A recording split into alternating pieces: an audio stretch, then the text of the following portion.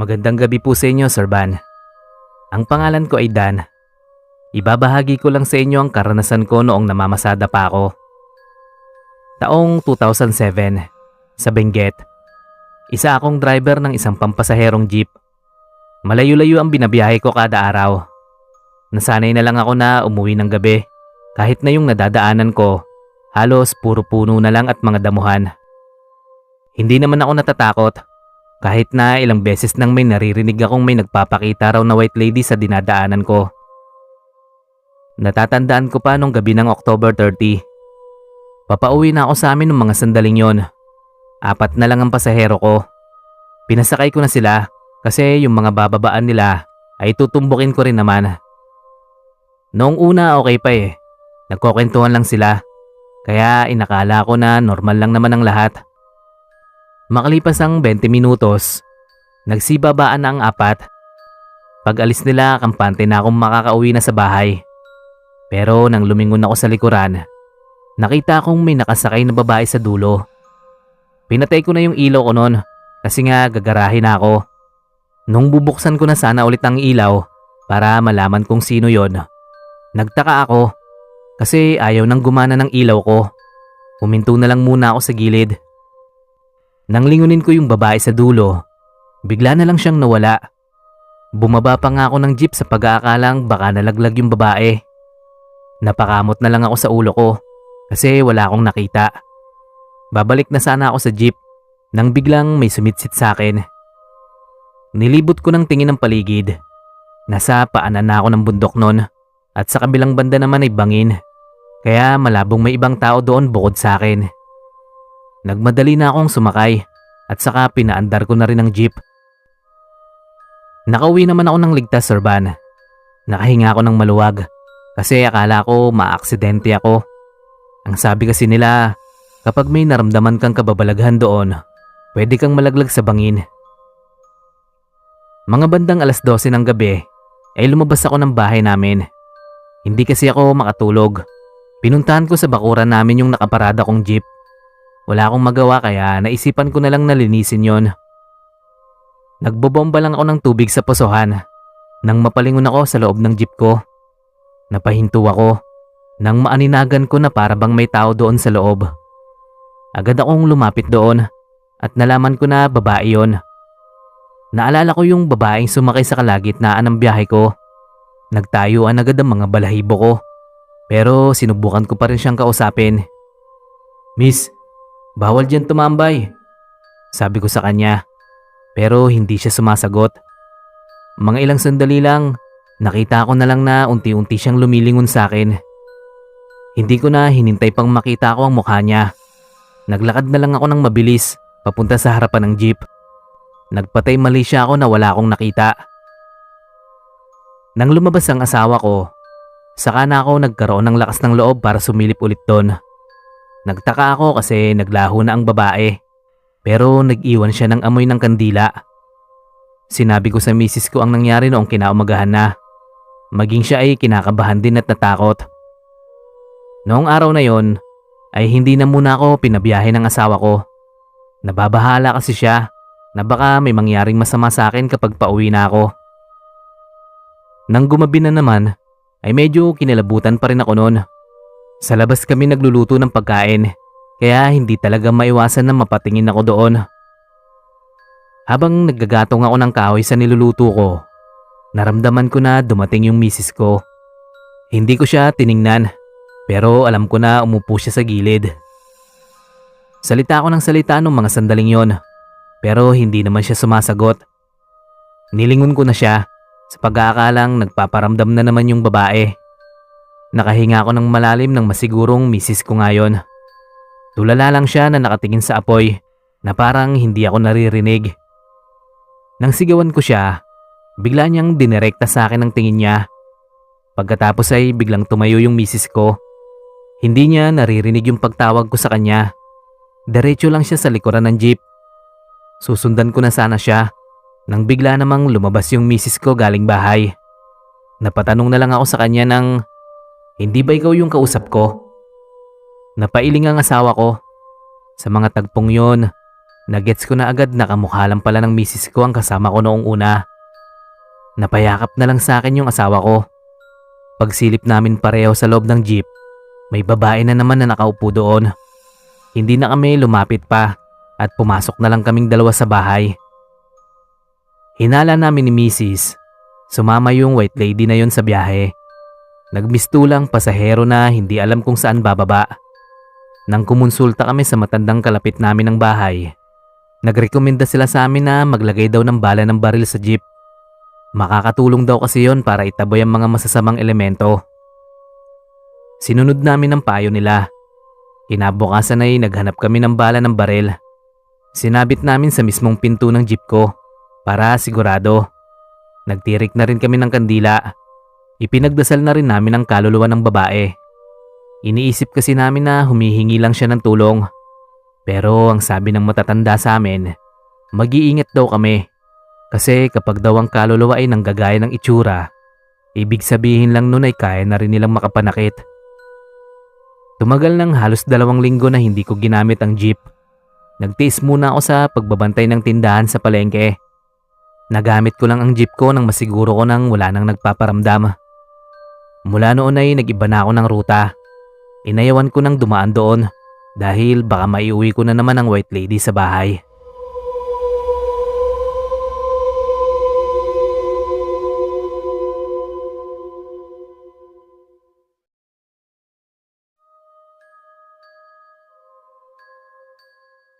Isang mapagpalang gabi po sa inyo, Sir Van. Ganon din naman sa mga kamalikmata natin dyan. Kilalanin nyo na lang akong Vanjo. Ikukwento ko lang ang nakakakilabot na karanasan ko noong 2009. Gabi ng October 31, nang bumiyahe ako papuntang Tarlac. Dadalawin ko lang sana ang puntod ng tatay ko na 7 years nang patay noon. Mag-aaraw na rin kasi ng mga patay that time. Mag-isa lang akong bumiyahe dahil mag-isa lang naman din ako sa Maynila. Lahat ng pamilya ko ay nasa Tarlac talaga. Noong gabing nasa terminal na ako, ang gaan-gaan ng pakiramdam ko. Parang ang aliwalas ng nasa paligid ko kahit na nagbabadyang umulan noong mga oras na yon. Malamig ang simoy ng hangin sa terminal ng Pasay. Noong mga pagkakataon na yon ay kalmado lang ang lahat kahit maraming tao. Hindi gaanong maingay at magulo. Basta parang ang perpekto ng mga nakikita ko nung oras na yon. Napapangiti na nga lang ako sa hindi ko malaman na dahilan. Nang umandar na ang bus namin, ay syempre punuan. May ibang pabiyahe ng ibang probinsya, pero karamihan sa mga narinig ko ay patarlak talaga. Sa unang oras ng biyahe, ay nare-relax pa ako. Patugtugan ba naman ng passenger seat eh. Ayun. Sa sobrang relax ay nakatulog ako. Hindi ko alam kung mahaba-haba na ba ang tinulog ko that time. Pero nang magising ako, kakaunti na lang ang tao sa loob ng bus. Nang tanungin ko ang konduktor kung nasaan na kami, nalaman ko na malapit na kaming pumasok ng Tarlac. Napatingin ako sa labas at nasa stopover pala kami. Mga ilang minuto lang, may sumakay na 4 na babae. Tiningnan lang sila ng konduktor. Nagkakatinginan silang driver na parang kinikilala kong pasahero ba sa bus nila yon. Umupo ang 4 na babae sa pinakadulo. Hindi ko alam kung bakit lahat ng natitirang pasahero doon ay pinagtitinginan sila. Madaldal at maingay ang 4 na babae, kaya inakala ko na pangkaraniwang pasahero lang sila. Nang muli kaming umandar, napansin ko yung konduktor na parang hindi niya alam ang gagawin niya. Parang gusto niyang lapitan yung mga babae, pero nag-aalangan siya. Ako naman makailang ulit lang akong lumingon sa kanila. Ngumingiti pa nga sila sa akin sa tuwing magtatama ang mga mata namin. Sa mga nakalipas pang minuto, tumahimik na ang 4 na babae sa likuran. Hindi ko alam kung bakit basta bigla na lang silang sumeryoso. Paglingon ko ulit, medyo kinabahan na ako sa kung paano sila tumingin. Napakaseryoso. Hindi sila gumagalaw. Tanging mga mata lang nila ang gumagalaw. Bagay na nagdulot ng kaba sa akin at alam kong ganun din sa ibang pasahero. Huminto ang bus sa isang gasolinahan. Bumaba ang driver at konduktor. at nagpaalam na iihi lang. Bumaba din ng ibang pasahero. Bale, 8 na lang kaming natira. Yung 4 na babae, ako at yung 3 sa harapan kong pintuan. Naririnig ko yung mga nasa harapan ko na nagpaplano na silang bumaba na lang. Hindi ko alam kung bakit, pero pakiramdam ko ay natatakot sila. Pagbalik ng ibang pasahero, ay nakayuko lang sila lahat. Yung driver at konduktor naman, nagsabi na lilipat kami ng bus sa susunod na stopover namin. Tinanong ko sila kung bakit. Sumenyas lang yung konduktor na wag na akong mag-usisa pa. Pagtingin ko sa ibang pasahero, sinisenyasan din nila ako na mas okay nang lumipat. Nang tanungin ko rin sila kung bakit, panay lang lingon nila sa likuran. Muli kaming bumalik sa biyahe. Kahit nagpapatugtog ng magandang kanta, parang kakaiba na rin talaga yung ambience sa loob ng bus. Ipinikit ko na lang yung mata ko nung mga sandaling yon. Nagbabaka sakali na makakatulog pa ako. Wala pang 1 minuto, narinig kong minapatili sa loob ng bus. Nagulat naman ako, kaya naidilat ko agad ang mata ko. Wala na palang ilaw ang bus, pero sinabihan lang kami ng konduktor na huminahon. Nagsabi rin sila na babagalan ng takbo para hindi maaksidente. Habang yung ibang pasahero ay kinakabahan na, yung 4 naman na babae sa likuran ay parang wala lang. Hindi ko na makita ang mukha nila, pero palagay ko parang may something. Nananayo ang mga balahibo ko nung mga sandaling yon sa hindi ko malaman na dahilan. Naririnig ko rin na parang may mahinang boses na bumubulong sa akin. Nang lingunin ko ang 4 na babae, napabawi agad ako ng tingin. Lahat kasi ng tingin nila nasa direksyon ko. Dahil naiilang na ako nung mga oras na yon, lumipat ako ng upuan na medyo malapit na sa gitna. Wala pa ring ilaw nung mga pagkakataon na yon, pero ramdam ko pa rin na nakatingin sila sa akin. Hindi na ako nakatiis at tinanong ko na yung nasa gilid ko kung anong meron sa mga babae. Sumenyas lang siya na wag akong maingay. Nang makarating na kami sa sunod na stopover, ay pinababa na kami ng konduktor. Nilipat niya kami sa nakapilang bus. Nang umalis na yung unang bus na nasakyan namin, saka lang nagkaroon ng ilaw doon. Kita ko pa nga na nakasulyap pa rin sa akin yung 4 na babae. Yung mga pasahero na kasama kong bumaba, nakahinga sila ng maluwag para silang nabunutan ng tinik sa lalamunan. Doon ko na nalaman sa mga kasama ko na yung 4 na babae na yun ay mga patay na raw. Nung una nagtaka pa ako kasi paanong patay? Nakikita naman naming lahat. Pero pinilit ng matanda na kasama namin na kahit daw patay na, makikita pa rin ang nakararami. May mga ganong kaluluwa daw kasi. Yung parang buhay pero patay na. Malalaman mo lang daw na patay na kapag mga wala ng anino. Hindi ko magawang paniwalaan ang mga sinasabi nila nung mga sandaling yon. Pero aminado naman ako na kinabahan din ako. Nang bumiyahe na kami sa panibago naming sinakyan na bus, makalipas lang ang 1 oras, ay may nadaanan kaming bus at truck na nagsalpukan. Yung driver tumilapon sa labas, yung konduktor naman ay naipit sa gitna. Bago kami makalagpas noon, napansin ko na yung bus na yun ay ang bus na una naming sinakyan. Kinilabutan ako nung oras na yon. Kung hindi pala kami pinalipat, baka nakasama kami sa mga namatay. Hanggang dito na lang po, Sir Van. Marami pong salamat.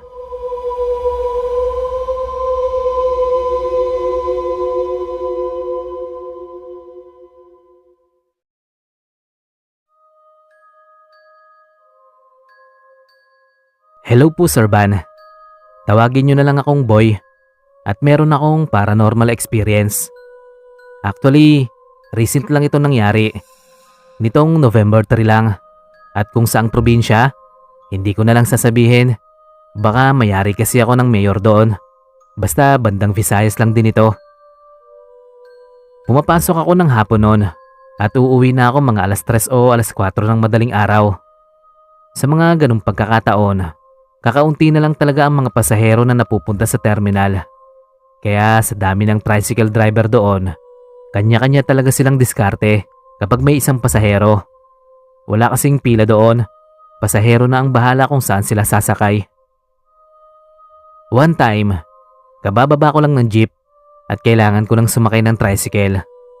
Pinag-agawan pa nga ako ng mga driver pero sumakay ako sa nasa unahan. Mga ilang minuto pa kami naghintay ng isa pang pasahero. Makalipas lang ang mahigit 20 minutes, may dumating na matandang babae na may kasamang apo. Yung bata palagay ko nasa edad 3 o 4 na taon na.